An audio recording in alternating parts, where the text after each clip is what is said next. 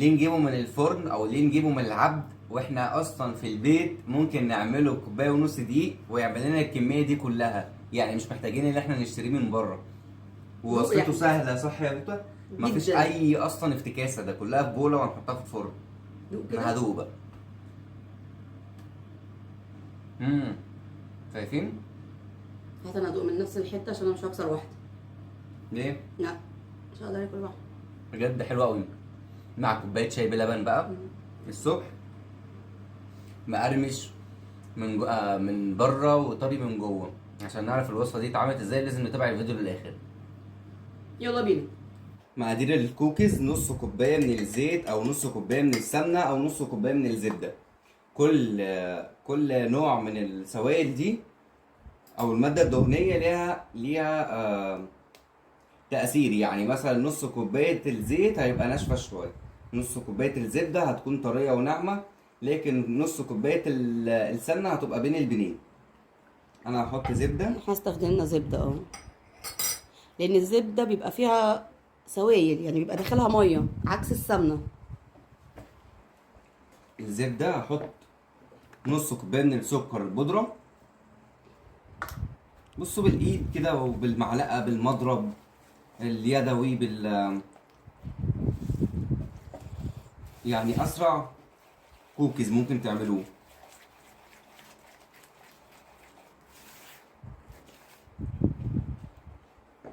هقلبهم، بعد كده أحط بضايه. والفانيليا. أنا بحب أستخدم الفانيليا السايلة. تبقى ريحتها اقوى من الفانيليا اللي بيبقى فيها سكر.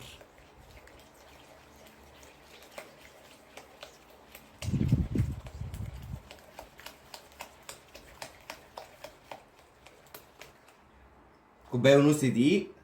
احط معلقة صغيرة من البيكنج باودر. احط معلقة صغيرة من النشا او معلقة كبيرة. النشا دي بتخليه نشف من بره ومن جوه طري. عايزين تستغنوا عنها خالص تستغنوا، مش مشكلة. احط بقى الخليط الدقيق ده على الزبدة. ممكن ناخد معلقتين ونشوف الاول. تاخدت معلقتين عشان يعني لو زياده. عشان لو العجينة عايزة او مش عايزة نحط لها.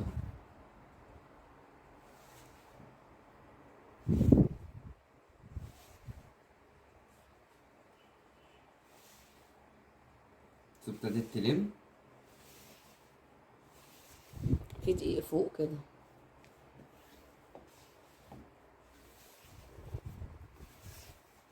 ايوه كده. ما شاء الله طيرته على الترابيزه. نحط بقى المعلقتين التانيين. هي لازم بقى ايه، ألمها بإيدي.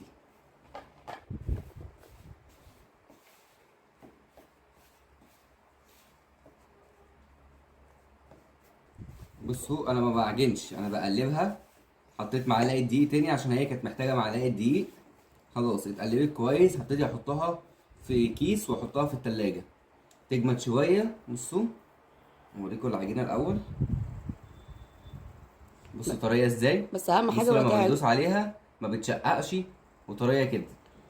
اهم حاجه ان انتوا ما خلاص. تعجنوهاش عشان ما تعضمش منكم. ما تعجنوش فيها كتير عشان ما يتحولش، ما يتنشطش الجلوتين اللي في الدقيق. احطها في التلاجة هو شوية. انا مش عارفه ايه اللي قاله ده، بس ما اخد علينا. بقى قطعة انا سبتها لمدة نص ساعة كده في التلاجة. اخد بقى ايه، كورة كده وهغمزها في الشوكليت شيبس.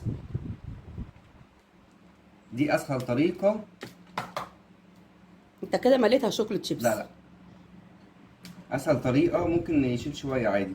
اسهل طريقة اللي ايه، الشوكليت شيبس ايه يلزق. واحط الكوكيز بتاعنا هنا. بس شكله حلو قوي. نعمل واحدة كمان قدامكم، بعد كده هعمل الصينية كلها.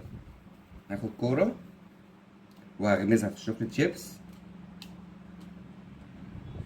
بعد كده ادوس عليها واحطها في الصينية. هنكمل بقى بقيه الكميه الصينية ونرجع دي هحطها بقى في الرف اللي في النص على درجة حرارة 180. دي نص الكمية. النص التاني حطيت معلقة كاكاو وقلبتها، وبعد كده هنعمله بالشوكولاتة اهي. دي بعد ما ايه عملناها بالكاكاو. هسويهم بعد كده بتاعنا طلع من الفرن. بص بقى لونه، هو اللون ده ياخده من تحت وياخده من فوق، نخرجه هتلاقوه طري. اول لما يبرد هتلاقوه نشف معاكم. دول الشويه اللي احنا عملناهم بالكاكاو عشان يبقى شويه بني وشويه ابيض، وكوبايه ونص دقيق. عملت الكميه دي كلها. نشوفكم بقى على خير في الوصفه اللي جايه. وكل سنه وانتم طيبين. يلا باي باي.